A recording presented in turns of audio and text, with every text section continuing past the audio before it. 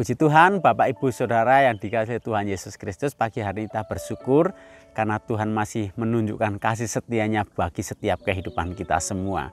Bukti Tuhan menunjukkan kasih setianya buat setiap kita, Dia akan memberkati kita dengan kebenaran firman Tuhan.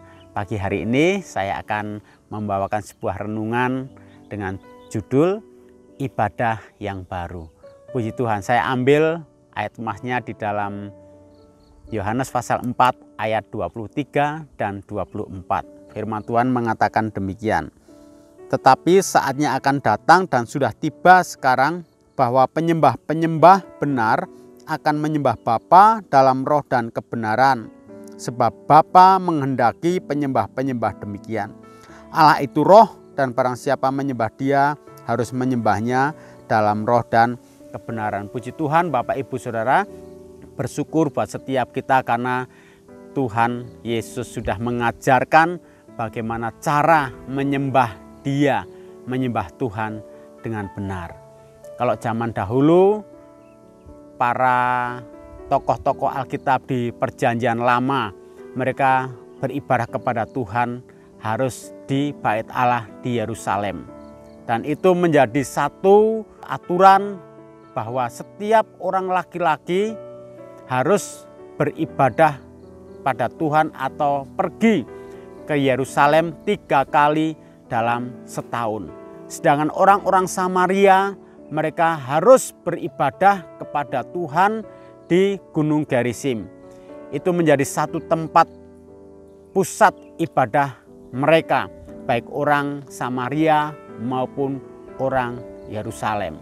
Bapak Ibu Saudara, tetapi Tuhan Yesus mengajarkan kita tidak perlu beribadah dengan cara mereka, cara yang dahulu dilakukan oleh tokoh-tokoh di dalam Alkitab. Seandainya itu masih ditetapkan bagi setiap kita, mungkin banyak yang tidak mampu ya di antara kita untuk melakukannya.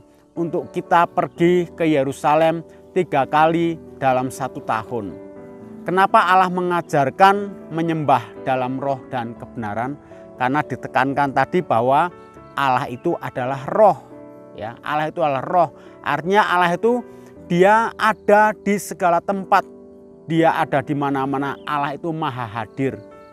Jadi tidak ada tempat di mana tidak ada Allah. Allah bisa hadir kapan saja dalam sisi-sisi kehidupan kita.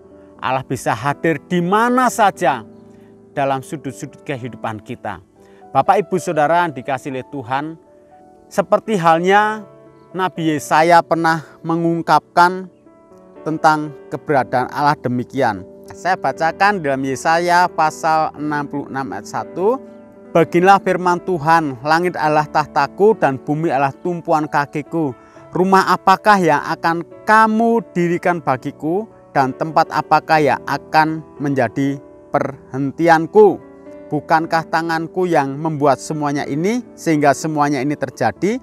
Demikianlah firman Tuhan.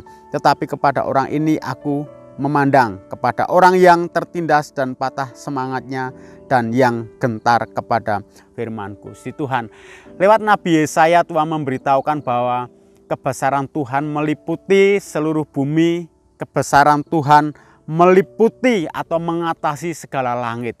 Jadi tidak ada tempat, tidak ada ruang yang tidak diisi oleh kehadiran Tuhan. Kalau kita mau beribadah kepada Dia, kita beribadah kepada-Nya di dalam roh dan kebenaran. Jadi inilah keuntungan setiap kita dengan cara ibadah baru yang Tuhan ajarkan bagi kita. Kita tidak perlu repot-repot untuk 3 kali setahun datang ke Yerusalem atau pergi ke Israel hanya untuk beribadah. Tapi di mana kita berada, kita bisa beribadah pada Tuhan. Kapanpun kita bisa datang kepada Tuhan. Puji Tuhan, biarlah firman Tuhan boleh memberkati setiap kita semua. Menambah giat dan semangat kita di dalam kita beribadah dan menyembah kepada Tuhan. Mari kita datang pada Tuhan. Bapa di surga, kami bersyukur buat anugerah Tuhan yang besar yang Tuhan berikan kepada kami. Engkau menganugerahkan kepada kami keselamatan hidup yang kekal biarlah kami syukuri semua yang Tuhan sudah kerjakan untuk keselamatan kami. Kami pakai hari-hari kami untuk kami beribadah pada Engkau, untuk kami datang bersekutu dengan Tuhan. Lebih dalam, lebih lagi Tuhan, kami dekat dengan Engkau. Terima kasih Tuhan, kami berdoa pada saat pagi hari ini buat umat-umat Tuhan. Engkau yang menambah Tuhan kepada kami umat-umat-Mu ketekunan, kesetiaan dalam kami mengiring Engkau.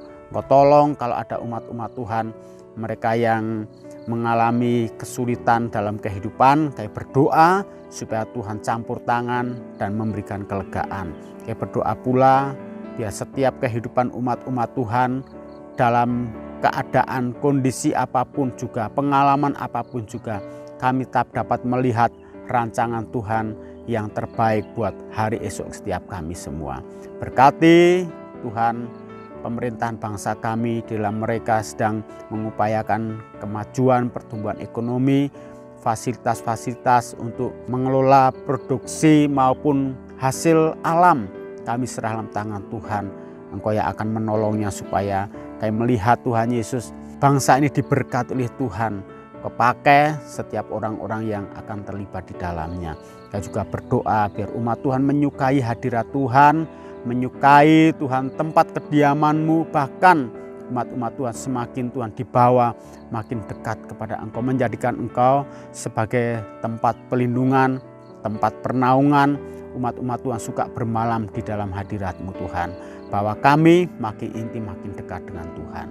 Terima kasih Bapa di surga, sepanjang aktivitas kami hari ini, kami mau serahkan dalam tangan Tuhan. Engkau yang berjalan mendahului semua rancangan-rancangan kami dan apa yang akan kami kerjakan. Terima kasih Bapa, ini doa kami, mengucap syukur dalam nama Tuhan Yesus Kristus. Haleluya. Amin.